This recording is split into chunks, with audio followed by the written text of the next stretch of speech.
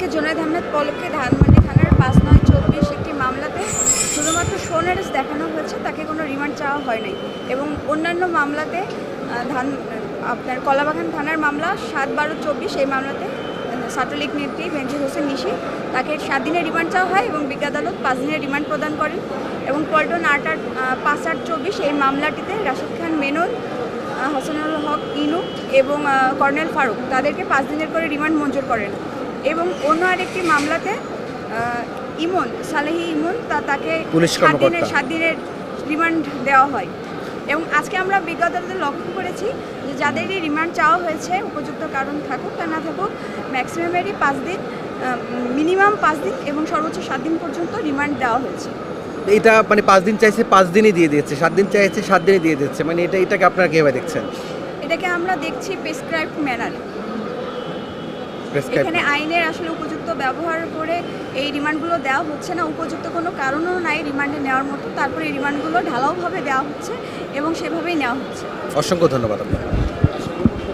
বসুন্ধরা ডায়াপেন্ট এখন আরো উন্নত। এই হট এয়ার থ্রো টপশিট দ্রুত শোষণ করে সোনামণিকে দেয় কোমল অনুভূতি। ফ্যাসিস্ট হাসিনার মন্ত্রিসভার সাবেক কয়েকজন অবৈধ মন্ত্রী এবং আওয়ামী লীগের ছাত্রলীগের কয়েকজন নেতা কর্মী মোট 13 জনকে বিজ্ঞ আদালতে আজকে তদন্তকারী কর্মকর্তাগণ উপস্থাপন করেন। তার মধ্যে সাবেক গৃহায়ন প্রতিমন্ত্রী ABM মোশাররফ হোসেন, তাকে একটি মামলায় গ্রেপ্তার দেখানো হয়। এবং ছাত্রলীগের তানভীর হোসেন আবার শুরু করে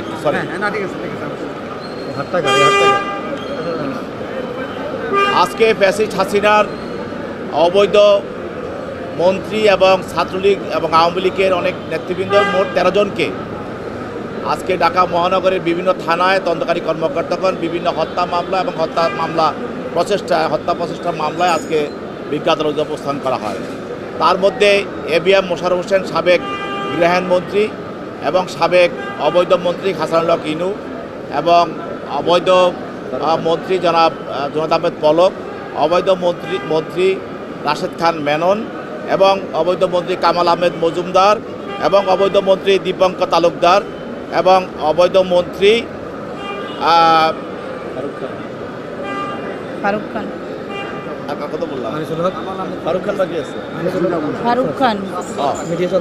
মন্ত্রী ফারুক খান, তাদেরকে বিজ্ঞ আদালতে উপস্থাপন করা হয়। তার মধ্যে সাবেক মন্ত্রী হাসানুল হক ইনু এবং ফারুক খান এবং রাশেদ খান মেনন, এদেরকে একটি হত্যা প্রচেষ্টা মামলায় বিজ্ঞ আদালতে 5 দিন রিমান্ড প্রার্থনা করা হয়। বিজ্ঞ আদালত 5 দিনের রিমান্ড মঞ্জুর করেন। আরেকটি মামলায় জুনায়েদ আহমেদ পলক, তাকে গ্রেপ্তার দেখানো হয়। এবং আরেকটি মামলায় কামাল আহমেদ মজুমদার, তাকে একটি হত্যা মামলায় তদন্তকারী কর্মকর্তা 5 দিনের রিমান্ড প্রার্থনা করেন, 5 দিনের রিমান্ড মঞ্জুর করা হয়। আরেকটি হত্যা মামলায় দীপঙ্কর তালুকদার, সাবেক পার্বত্য চট্টগ্রাম বিষয়ক প্রতিমন্ত্রী, তার বিরুদ্ধে 7 দিন রিমান্ড প্রার্থনা করা হয়, তারপর 7 দিনের রিমান্ড মঞ্জুর করা হয়। এছাড়াও ABM মোশাররফ হোসেনকে গ্রেপ্তার দেখানো হয় এবং সাবেক পুলিশের DMP হেডকোয়ার্টারে তার বিরুদ্ধে তানভীর সালে ইমন, তার বিরুদ্ধে 7 দিনের রিমান্ড প্রার্থনা করা হয় এবং 7 দিনের রিমান্ড মঞ্জুর করা হয়। এছাড়াও ছাত্রলীগের নেত্রী সাবেক বেনজির হোসেন নিশি এবং কাউসার হোসেন এবং রমজান হোসেন, তাদের বিরুদ্ধে 7 দিনের রিমান্ড মঞ্জুর করা হয়, সেখানে 5 দিনের রিমান্ড মঞ্জুর করা হয়। এছাড়াও আরেকজন মন্ত্রী, অবৈধ মন্ত্রী আনিসুল হক, তার বিরুদ্ধে 5 দিনের রিমান্ড প্রার্থনা করা হয় এবং তার বিরুদ্ধে 5 দিন রিমান্ডেই মঞ্জুর করা হয়। যাদের বিরুদ্ধে রিমান্ড মঞ্জুর করা হয় তাদেরকে তদন্তকারী কর্মকর্তার হেফাজতে প্রদান করা হয়। আর বাকি আসামি যাদেরকে শোন অ্যারেস্ট করা হয় তাদেরকে CW মূলে জেলখানায় পাঠানো হয়।